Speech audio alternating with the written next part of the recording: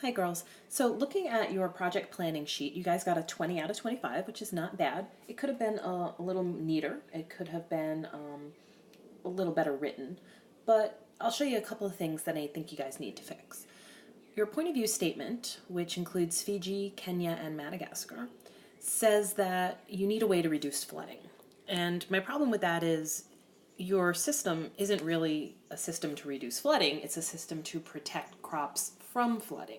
So you kind of need to change that because there's no way for you to reduce the amount of flooding that happens in a place unless you're going to be able to change the weather.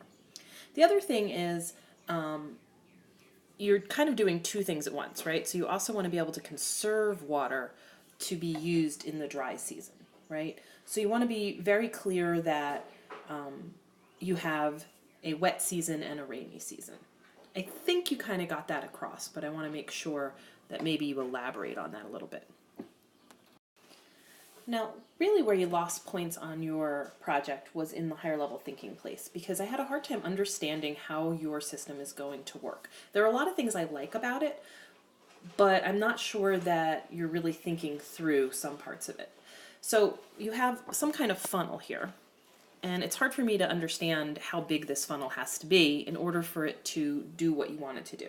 It sounds to me like you're going to be using this funnel to protect the ground underneath it from flooding.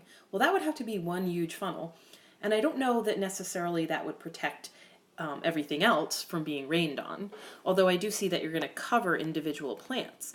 But this is my second question. How many plants do you expect there to be? And if you're going to use plastic soda bottles, how tall can they be?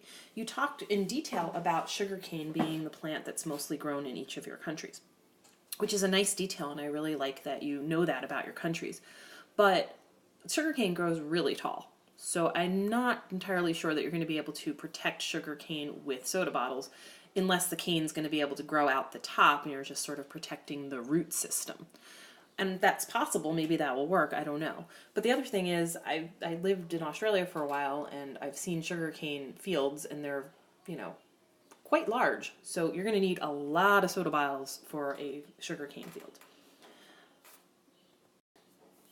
I guess what I'm thinking is that even though sugarcane may be an important crop, that's probably a crop that people grow for cash. It's not really a crop that they grow for food. And my question is this a system for individual people who need to protect their own food source near their home, or is this a system for a farming enterprise?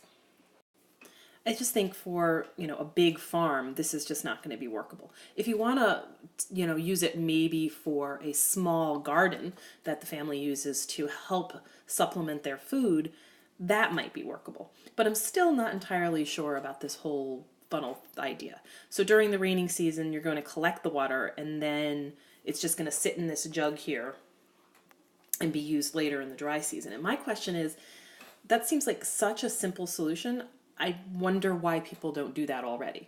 Why don't people just collect water during the rainy season to be used during the dry season? There must be a reason for that, because otherwise it would just be incredibly simple and nobody would really need you to tell them to collect the water during the rainy season. So I'm not really sure what the reason would be, but I do know it can be difficult sometimes to store water and keep it still drinkable without attracting things like mosquitoes. So that's something we want to think about as well. So your explanation of how this will help people is pretty thorough. You have some nice details in there about the sugar cane and how long it takes them to grow, and I like that. It could have been, tidied up in terms of the writing. If you read it aloud, you'll see that there are places where you repeat yourself and places where you get a little lost in your own words here and there. Nothing major, though.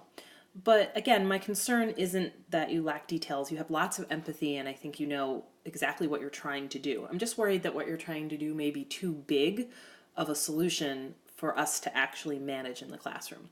And part of this is about the fact that the next step is actually building something and testing it. So you have to ask yourself, are you going to be able to test out your idea if it's such a big idea? So my recommendation is that you try and scale this down for a family-sized garden as opposed to something like sugarcane. So you might want to look and see, what do people grow for food for themselves in your countries, because I think that would be more manageable.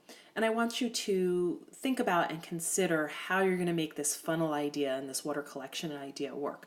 There are lots of ways of collecting water. I don't know that it needs to be a giant funnel, but you can look at rain barrels and things like that that people use to collect water, and see if you can figure out what the best way is to do that. When you guys feel like you're ready, you can move on to creating an experiment template or building your prototype, or both at the same time. I think you guys are a pretty small group, so you might want to do one task at a time. So I'm having larger groups kind of break into teams for this. But you guys, I think, might want to first go back through, see if you want to resubmit this. It's not needed. You have a 20 out of 25, which is fine. But if you want to tidy it up and make it a little more sort of realistic, I guess, is what I'm looking for, then I can regrade it. And then after that, you guys, if you need help working on your experiment template, we can talk about that, or you can just go ahead and start building your prototype. See you guys in class.